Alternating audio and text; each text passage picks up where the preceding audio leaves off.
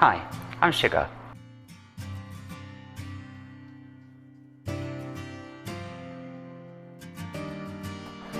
I hope you will actually take time to watch this video. It's not your typical, oh, I went here and had surgery, blah, blah, blah. Jane asked me to do a review, but I wanted to help her do a bit more and actually get my story out. Obviously to me it's very interesting because it's my life and all that, but the aim was to try and help others going through their own transition, because let's face it, it's not easy, is it? I hope you enjoy. So here I am, this little boy, mum, dad and younger sister. Typical childhood, to a degree. My mum was an obsessed Christian, and not to upset the old dear, I'm in the church choir. I absolutely loved that bit of my life, and the singing and all that, and she was really proud of me. Dad, on the other hand, he wanted a little lad, the boys stuff, always out doing or building something. He was the proper man's man, and we built model planes. We used to go and fly them on the heath. He was great, but you try telling this guy that you're not his son, you're his daughter. Even at school, I got into so much trouble arguing with the teachers. I was a girl, not a boy. I remember my mum chasing me down the road at 8 AM one day screaming, "You're not going to school with makeup on, you little shit." Constantly suspended from school I was. So much trouble, I ended up at the psychiatrist. This wasn't the good kind of child psychiatrist you get nowadays, the ones that help trans youth, but the bad kind, the kind that are banned now, the kind that really mess you up. So there I am, 13 years old, sat in front of this old guy, and all I remember is really not wanting to be there. So much so that I sort of shut down, and to this day I just can't really remember what was said. Who were they to tell me who I was, and who I should and shouldn't be? What with my mum and her faith, my dad and his macho bravado, they both went along with this. I don't know why they did it, it still puzzles me. Looking back, I was clearly trans. I had been telling them all along. Maybe they thought I could be fixed, I don't know. It was even said that I was gay or something. I think they all contributed to some very messed up and confused times in my life. But we all have these stories, don't we? But that's not the end of it. Things got even crazier at home. Dad's now got a lock on my sister's bedroom door to keep this little idiot out of her clothes. But Mum's drawer was fair game to me. But that's okay. You take the beatings for messing up her makeup. That was part of the territory for me. But growing up for me was actually growing up. Let me explain. From where I started when I was young, I could do all these things like dressing up and actually liked what I saw in the mirror. As I'm getting older, I realise I'm getting much bigger, and then I start to hate myself. No matter what I did, I just saw this guy. Whatever I did, I couldn't change it or hide it. I was doing it less and less and changed to more subtle things like just some nail varnish or a bit of lipstick, just enough to feel something inside without too much ridicule. So at this point, I'm around 13 now. Here I am at Sea Cadets, loving life, proper structure to my life and feeling part of something. Maybe I needed that to sort my head out. If it wasn't for this, maybe I'd have gotten into a lot more trouble than I did.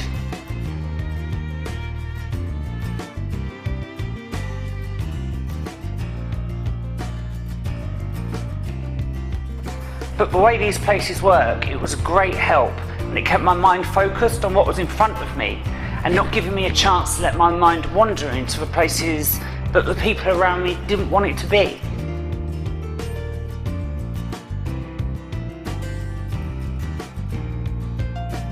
I could see myself doing this as a career, a military life for me it would seem.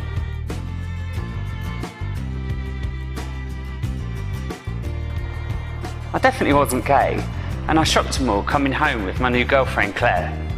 Claire and I were really close, very close. We did everything together. These were really difficult times for me, and she was the one that helped me get through a lot of it. I remember her very much accepting me for who I was, and she never questioned me for a minute.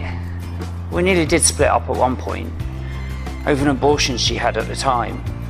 She wanted to finish her education, I wanted her to keep the baby. We did actually try for another baby later on. 3 months pregnant, I was looking forward to a proper family of my own, but a tyre blowout in a Ford Escort took her from me, and our unborn child too. It was a pretty horrific accident. Some really dark days followed. Anger, denial. I can't even begin to tell you how much of a loss hit me. It was painful, and obviously the articulated truck that hit us was too. I spent the next 2 years with surgeons trying to put me back together.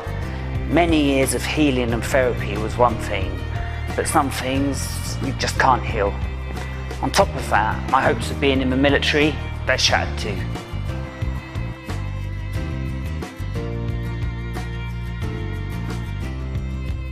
So, 2 years on, I'm working in a call centre just outside London. I'm sort of getting by in life and literally getting back on my feet. But working there wasn't actually that bad.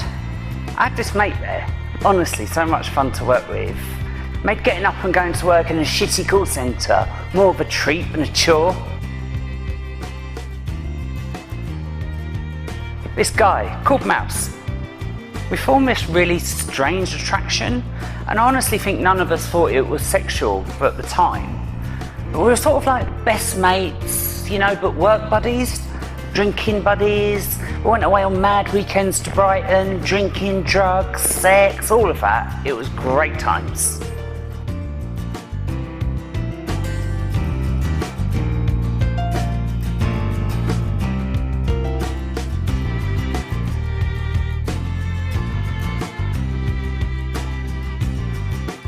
But then one day I get a phone call.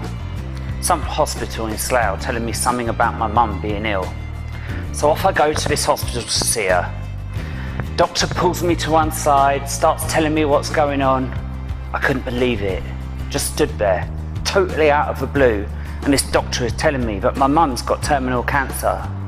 They're treating the symptoms the best they can, but this will kill her.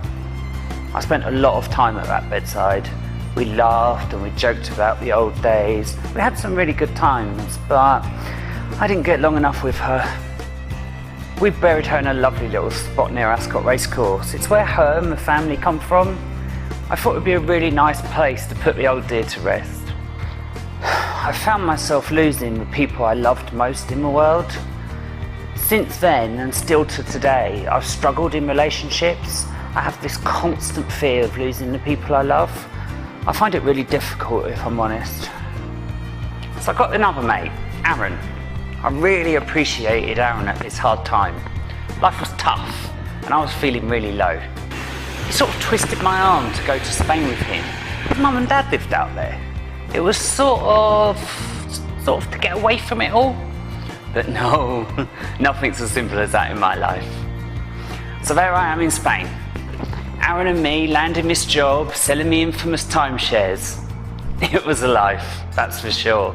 Sell a few broken dreams, break a few hearts, back to a bar to get pissed, then pass out on the beach. Next day, we do it all again.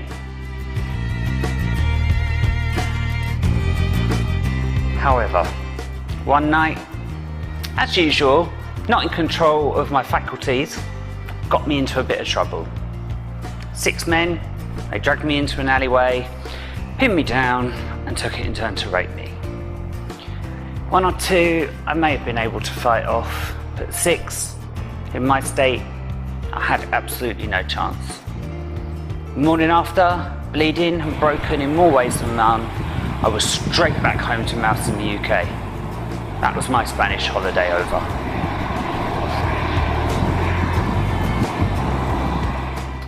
The nightmares of my ordeal, they were bad enough, but I had this strange feeling inside me that something was wrong. It was just a doubt or possibility. So I thought I'd better get it checked out. Talk about a living nightmare. I'm stood there in complete shock, shaking, holding this piece of paper saying that I've been diagnosed with HIV.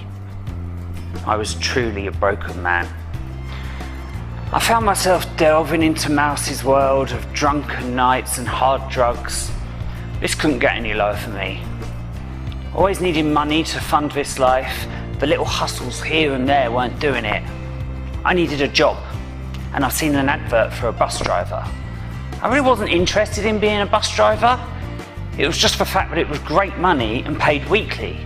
Don't worry about the fact that I can't drive a bus. Worry about that later, because training was part of the offer. So there I am, driving a bus during the day, obviously with a little pick-me-up to get through it.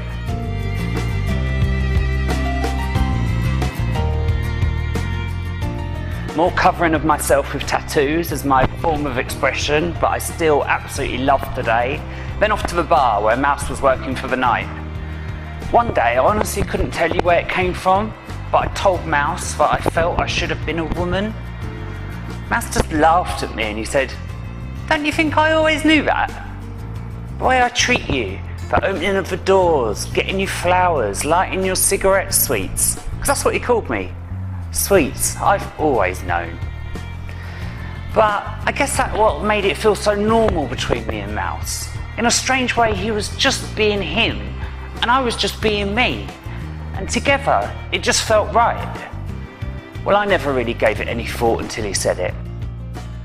A good life from the bus driving lasted a good few years, until the point I was really spiralling out of control. I got caught out.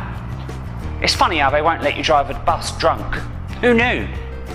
But what's more funny is this little thing of losing my job, the job I didn't want but had come to love more than the drugs and the alcohol. It really shook me up a bit. That and the withdrawal symptoms kicking in. Now I had another issue lurking its head. The drugs had been hiding the pain from losing my mum and Claire, but also the actual physical pain in my knees and ankles from the car crash. Could my life get any more shit? So, off I go to the docs. I end up with a referral to the orthopaedic surgeons. And yes, I'm told I need more surgery to my knees. But in the same breath, I can't have it, because I'm too fat. You know when you go home and you take a good hard look at yourself in the mirror? I remember the young man I used to see. Now I hated myself then, but wow, I couldn't even look at this completely bald 30-year-old man. It was time to start making some big changes and pick myself up. I still couldn't bring myself to admit to the world I was trans and take that leap forward. But I did know everything about myself needed to change, and fast. This is the point where I joined the gym. Just like the Sea Cadets and even the bus driving, strict scheduling and mental focus and dedication yet again led to another direction in my life I didn't see coming. I ended up working in the gym. I became an aerobics dance teacher and a training coach. Life was back on track. Mouse was sorting his life out too, moving away from the bar jobs and back to his old love of textiles and interior design. We've always been good at supporting each other, me and Mouse, and me working at the gym was absolutely no different. He was a regular there with me, and I felt so proud that we'd both turned it all around. So as I get further into this career, I start taking things a bit more seriously. I give up smoking, I stop drinking, but therefore my relationship with Mouse, it starts to slide. He's still there, but he couldn't shake off the old lifestyle as easy. He didn't want to. His weekends were for the pub only, with or without me. We slowly slid out of touch. So, where am I now? Well, I'm in my mid-30s. I'm living the life of a successful fitness professional. I'm muscle-bound, bearded, bald, yet covered in body hair. I'm a testosterone-driven beast, and I hate myself. I know how I got there, but you start asking yourself really honest questions. Why did I let myself get so masculine? And why the hell have I not transitioned already? Well, that was all my fault. You get wrapped up trying to overcompensate to this stereotypical idea of what is a man. We all know it, and most of us have been there. Transforming myself into the epitome of a man. But for who? I know all the boys love me, and I know all the girls love me. And yet I absolutely hate myself. So I guess I did it for them. To feel something. Maybe to feel loved without having to get close. You see, working at the gym had a profound effect on me. Something of a surprise. Being surrounded by all these mirrors in the gym, I'm actually forced to look at myself, not in the same grotesque way as before, but in a new and accepting way. People talk about a catalyst, the thing that pushed them over the edge, the thing that forced them to actually start a transition. Well, for me, there wasn't really a big, profound thing that happened. It wasn't a very special day, nothing out of the ordinary. I'd just finished teaching a gym class, and then I'm sat there on the chest press, and I just took a picture of myself, like you do when you take a selfie. You sit there examining yourself. For a split second, I thought to myself there, what a man. Then it hit me. I couldn't believe what I'd just called myself. Probably the first time in my life I've ever actually called myself a man. And in that very moment there, you get angry with yourself. I never wanted to be like this. My life sort of flashed before my eyes, thinking back to the silly times that I'm arguing with the teachers at school, trying to tell them that I'm not a man. And yet here I am, calling myself exactly that. For a long time, I couldn't see myself alive at 40, thinking I'd relapse, back to the drink and drugs, losing my job. All these things that I would do to myself to hide the fact that I wanted to transition. But I did the complete opposite and turned myself into the extreme version of the thing that I hated the most. For the first time in my life, I was actually giving it some genuine thought. To become my true, authentic self, as they say. But I'm this big man. I should have done it way back when. I should have done it when I was young. Usual regrets, I know. But I honestly had doubts. There is no way I'm turning this into something that resembles a woman. And am I even going to be happy just resembling a woman? No, I'm not. The truth is, I was thinking to myself, do I really want to give up this life? Back then, I'm viewed as an Adonis. Let's face it, I loved the attention I got being this great man, this persona I'd created for myself. To give that up now and be viewed as one of them, is it even possible to turn this around? I didn't believe it. In a politically correct world, I'm not supposed to say any of that. But I didn't want to look trans. I did not want to look like a man in a wig. Now, how am I supposed to be happy being my true authentic self at the same time as being this big ass 6-foot man in a wig with stubble rash to boot? I really didn't want that for myself, and that was the thing that scared me most. I've come to know that this is called internalized transphobia. Wanting to pass is a dirty word in the trans community, so I'll say blend. Let's call it blend. Blend with the other women. To move through the world without being laughed at, not caring what people are pointing and staring at. To see it this way is probably wrong, or right. I don't know. I thought I'm supposed to accept myself for who I am, and that should be enough. But I didn't want that. I expect to be called out as transphobic for saying this, and that's okay. That's their right. But I wasn't giving up what I had, not if I couldn't see a finish line. Just to be seen as some freak in a dress for the sake of this true authentic self. However, that was then. So this was the day that I started to look at what being trans actually was.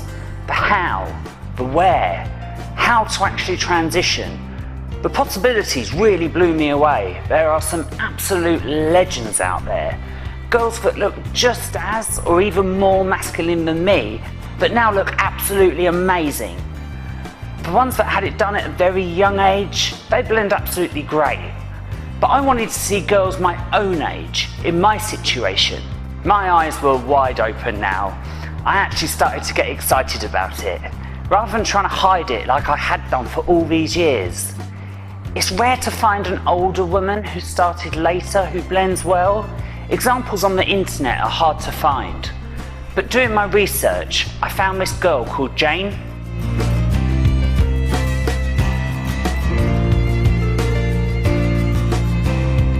She was big like me, even older than me. And she did it. And that is when everything changed. The very moment that I decided that if she could, I could do it too. Now I know there was going to be a really difficult period, but I knew that there was a chance that at some point I may be able to blend. So I took that chance, grabbed it. I got myself on hormones within a matter of months through this private clinic, and I was off. I ended up contacting Jane. She'd given me such inspiration. We video chatted on WhatsApp. She's in Mumbai, me in Brighton. It was a 90-minute conversation that I will never forget and changed my life. Both from the UK, Jane's about 7 years older than me, just transitioning about herself. We had similar things to talk about, but we also had the traditional British banter, and we got on great. So she's out there in Mumbai working with a few surgeons, she's helping others with their transitions. I was yet to know it, but I was about to make a firm friend. I'm talking with Jane and I'm starting to learn so much more about my options. This thing called FFS. Surgeries to change a male face to look more female. So fascinating. Jane's options were affordable and I'm starting to make plans for surgeries. Once I'd been on hormones for a year though. Life was still hard, but it had to go on because I had a plan now. I even spoke with the gym owner. I came out to him and the world. And to my surprise, he was really supportive, and so was everyone else. A week later, I was going to work in leggings, a pleated wig with a sweatband around the hairline. I was trying, but work really wasn't easy. But it had to continue. I now had big surgeries to pay for. I was contacted by a local trans woman. She was doing a photo shoot, showing a gallery of trans people in the workplace. Life was tough, very tough. But little things like this gave me hope. So it was okay. I was doing okay. Mouse resurfaced at this point. A shadow of a man he was just a year before. He'd relapsed. He'd relapsed bad. I gave him shelter, I gave him food, I gave him warmth, but on one condition, no drugs in my house. But he did, and he had to go. I know it's selfish of me, but I was heading in a completely different direction in those days, and I didn't want him dragging me back down that road again. He would turn up each week, looking worse than he did the week before.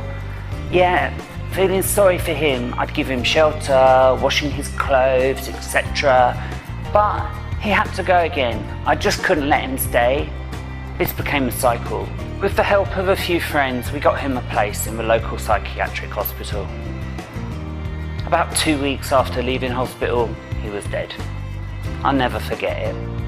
11th of December 2016. 37 years old he was. Unlike others I'd lost in my life, I knew this one was coming. Should I have done more? Did I want to? I had deep feelings of regret. Probably made it a little more painful. It was a very long 8 weeks wait for a funeral. Some government guy thought they may need his body for further testing and all that, so we had to wait. But on the 27th of February, we finally got to say our goodbyes. The day after we scattered his ashes on Brighton Beach, I'm off to Latvia for my first set of hair transplants. I'm an emotional wreck.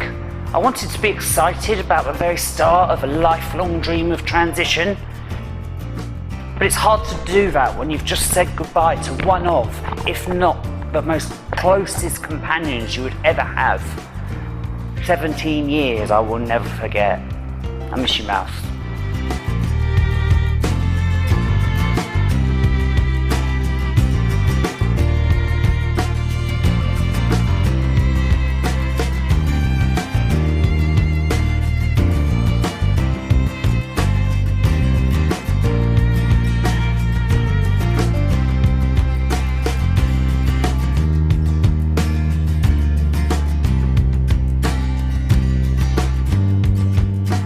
Moving on. Returning from Latvia, I wasn't allowed to wear a wig for 6 weeks, and I had this friend living in some rural part of France, and she said I could go and hang out there. And it actually sounded really nice. I needed the time to clear my head. There's a bit of a pattern emerging here. I was hoping it wasn't going to turn into another stain, but off I went anyway. Now, in France, I really found out who I was, who this big lump of a woman was. Muscles were turning to fat, hiding behind makeup and under wigs. That was gone for me. Leaving France, it was time to head back to Latvia for the next set of hair transplants. I loved my wigs throughout early transition and they really helped me. But that was the last time I ever wore a wig. I never wore one again after that. By now, I'm very glad I didn't end up relapsing, probably ending in death. I'm glad I chose life. So I'm going to make sure that I'm living this new life the very best way I could. I owed it to Claire, Mum and Mouse, the people that had been there for me, that I knew were still looking down on me, keeping an eye out for me and all that. But losing Mouse though, it was still hitting me really hard. That night in December, it could have easily been me dead and not him. So I was going to make Mouse proud. It was him that always pushed me to transition, and I told myself, if I'm going to do this, I'm going to do it the best way I could. Not in a selfish way. I wanted to help others too. So I end up as support for girls going through GRS at Brighton Hospital. A lot go through this process without anyone at all, so the support is much needed and appreciated. Not only that, but I'm working as a HIV advocate now too. My life is going in a completely different direction again. 4 months after Latvia, I was due to go to Mumbai to meet Jane for my FFS. A month before I'm due to fly, I get this phone call from her. I remember to the day where I was, stood in the middle of Old Compton Street, just about to go into the theatre. Jane's surgeon has pulled out because of my HIV status. I'm like, what the actual... It was all planned, I said to her. My heart was in my mouth. And then she goes on to tell me she has a plan and that I've got to trust her, that she's working on a solution for me. And I'm thinking, I'm this far into it, I may as well see what she comes up with. A week later, and Jane's back on the phone to me. She started up this company called PriyaMED, and she's doing things properly now. She's put together another team of surgeons, and they don't mind me being HIV positive. I'm relieved at this point. It's back on. Great, I thought. But I also had my concerns. Talk about a leap of faith, right? But nothing was going to stop me. I asked her, can they do it or not? She didn't hesitate. She simply replied, yes. Okay then, let's do it, I said. A month later, September 2017, my friend Jack was looking after my house, along with the cat Meow while I was away. So bags packed, I'm off to Mumbai. The moment I landed and actually met Jane in person, I knew we would be mates, right there and then. She greeted me with a great big hug. 3 weeks in Mumbai was crazy. It was like a whirlwind. Tests, meeting surgeons, the other girls there having their surgeries. It was such a laugh. Jane's eldest son was there too, helping out. Jake, he was great. Good morning, Jack. I'm looking after sugar for you, if you know what I mean. Auntie Karen was there from Australia, Chelsea from Canada, and a few others. We were all supposed to be having this really serious surgery stuff, but it just felt like a great muckabout. I remember being told that I couldn't take my testicles home after surgery, but Karen hid them in her handbag. We stole them back from the nurses, but they ended up leaking from their jars all over poor Karen's bag. It was hilarious. But that was back then when Jane was starting out, and things are a little more serious around here these days. So here I am, in Mumbai, about to go under for the biggest change I would ever make. I mean, just look at where I was. Now, who would have thought that any surgeon would be able to make good at this? The surgeon was called Dr. Sachin, and he was like this cuddly, older uncle figure. He was such a nice guy. He told me he'd be doing some big changes to my face. Yet to be seen though, I thought. Got your work cut out there, mate. So, first surgery was the upper part of my face and my breast implants. A week after, it was the lower half and an orchiectomy. Surgery I found tough. The swelling was what really got to me. Not really the pain, but I could hardly breathe. This stupid chin strap they gave me was like having someone's hands wrapped around my neck 24/7. But I did swell up a hell of a lot. Oh yeah. I just thought I'd make you a little video to say hey. And I hope you sleep well. And I'll speak to you later. If fall asleep, keep trying, make sure you wake me up. Because I've got very little to do at the moment other than sleep and just sit around.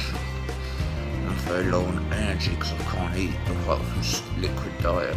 After my top surgery, I was out and about, having fun, buying clothes and stuff because I could still eat, but although I was in pain, I wasn't restricted. I was having this that goes all the way down my neck and all the way around here.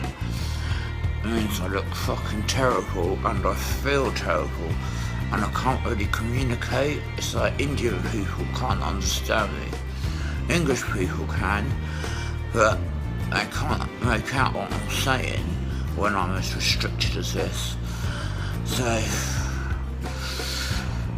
and then like just walking around and stuff, my energy levels are so depleted because all I'm living on is mango juice and like clear soups, so it's pretty shit. Yeah, anyway, I just wanted to make you a video and say hi and show you how I'm getting on. I think it was a few days downtime after each surgery, but then it was back to the usual muckabouts. The food and the people were fantastic. I really got to love my time there. Jane was going through some changes too. She was moving everything to a new apartment that she was having built, so I helped her with moving and shopping for all the new things that an apartment would need.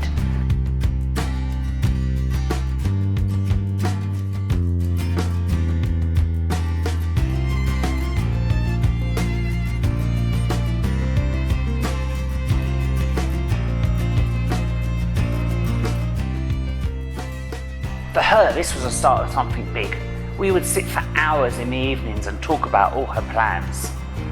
Back then, Jane had this crazy idea for a new surgery, a new way of doing GRS, using something called the peritoneum. I sort of got it as she was explaining it to me, but I didn't really know the full details. I don't even think she did back then. She was still trying to work it out with a team of surgeons. Soon enough, it was time for me to go home and recover. It's not easy recovering from FFS. It's really frustrating. You sit there thinking that you look worse than you did before you went into surgery. And to tell the truth, you do. It's crazy. You can't hide it with a ton of makeup or a bit of lippy. There's absolutely no hiding this big, swollen mess. You can't even feel half of your face. Smiling is a bitch, but what can you do? You've had it done now, and you've just got to let it heal, or so I'm told. I think we all go through that though and don't believe it. A few months later, I'm really starting to see it now. No more chin strap, my hairs of transplants are growing in, I've got some permanent makeup done now, and I'm in a good place. I'm starting to feel, not myself again, but something new, something better. And it's absolute night and day from where I started, that's for sure. I'm still very much in contact with Jane, we're mates now, and I'm interested in how PriyaMED and things are getting on. And obviously, I'm so interested in this new GRS, how that's coming along too. It's got a name now at least. Jane had called it PPV. She wasn't ready for me yet, and I'd still have to wait. I wasn't ready anyway. I had some saving up to do. The months go by, and with each one brings this newfound love for myself. It's Christmas 2017 now, 4 months after my FFS, and I'm back in my happy place, the gym. It's great to see all my old colleagues and clients who've been cheering me on from the sidelines. Facially, I'm far from finished, but the changes are slowly starting to come together. In February 2018, something comes along that I really wasn't expecting. I met a girl, Kate. We met through work, a doctor at the Brighton hospital. I'm now starting to see myself differently, and I'm thinking people are actually liking this new me too. Not only socially, but it would actually seem sexually now as well. Not for the want of trying, Kate and I had a very busy work schedule and something just had to give. Unfortunately, it was our relationship that suffered. It just didn't last. I loved my time with Kate and I was really sad it ended, but it did give me a new hope. I knew that I wasn't going to be alone feeling sorry for myself for very much longer. My first girlfriend since Claire, my first relationship since Mouse. Things were looking up. Up until that point, I was just concentrating on my transition. A relationship was something that I hadn't really been looking for, and I probably didn't think that I would actually love again. I was sort of broken in that respect. My time with Kate proved to me that I was still capable of being in a relationship. I received that phone call from Jane that I've been waiting for. "Sugar, get your ass out here," she said. "We're ready for you." Until early summer, I was just passing time, attending music festivals and pride events, but I just couldn't wait. This was going to be the big one. The face surgeries were one thing, and to a degree they helped me in a huge amount. But by now my lower dysphoria was really kicking in, and I wanted to complete my transition. It had been 3 years, and I'd grown so much. Sugar as a woman was really coming into her own, and I had a dilemma.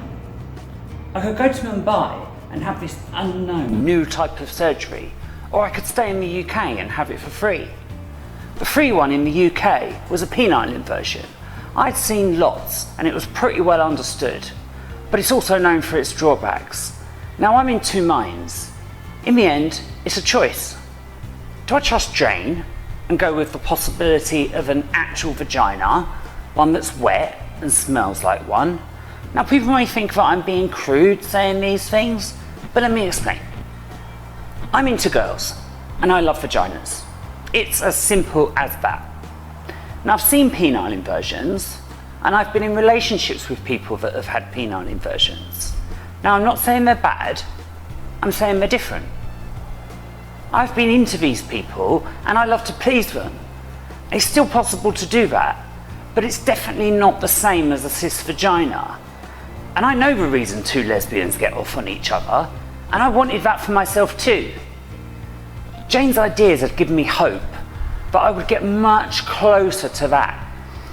I've said before, I see myself as being a big advocate in the trans community, to be part of this movement. I loved the idea of being able to lead the way, a new way of doing things. I'd be the first girl in the UK to ever get this brand new surgery, and honestly, that excited me. I felt proud to be a part of it. My PPV trip of summer 2018. Where to start?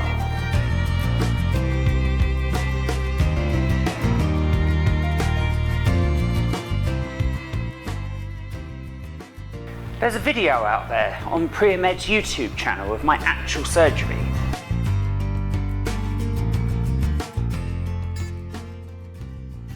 That's another thing I'm really proud of. There's also a long review of it in a few Facebook groups that you may want to check out. I'm always there for anyone wanting to follow in my footsteps. If you want advice or anything, just reach out. So I'm back home now. Healing for this one took a while. That trip certainly took it out of me. I didn't realise how much of an effect it would have on me. I was excited to be part of something new, but healing was different to all those I'd seen and helped in Brighton Hospital. This one was strange. I was constantly on the phone to Jane, worrying, asking this or that. The way she explained it to me is, don't look at it like other forms of GRS. They are penile inversions, she said. What you're doing is growing a vagina down there, and that will take time to happen. So I was to expect raw areas and discharge. She said I just had to relax and take it easy and try not to overdo things, or I will tighten up. Her explaining this to me was okay, but it still didn't really help. She told me to relax, but that's just not me. By Christmas I was back in the gym. This time I had a new addiction, hot yoga. This went on to the new year, and I even found time to start writing for a magazine. This got me a nice modelling gig for the front page, advertising a local tailor. I had a 3-piece suit made for me, hair and makeup done too. Made me feel really good about myself, that one. Okay, moving on. Now, I'm not saying that I'm addicted to this surgery now, or that I love India, but I just thought I could do more. A little tweak here or there, polishing up this and that. So by March of 2019, I'm on my way back out to my third trip to Mumbai for some fat graft into my face, a little more on the nose, a little lip lift, and a full facelift this time round. I even got some more hair transplants put in to finish off my hairline. I love my time out in India, I really do. Now I know it's a surgical trip, but for me it's more like spending time with mates. And each time I go out, I see Jane growing her thing. It's impressive. To see where she came from to what she has now, it's like every time I come out here, it's moved on so much. Her surgical team is growing too. And one thing I'm really happy about is Dr. Sachin, and he's her main man now, and I'm so glad he is. In fact, I'm really glad he's the one who did my surgery all that time ago. Funny how things work out for the best.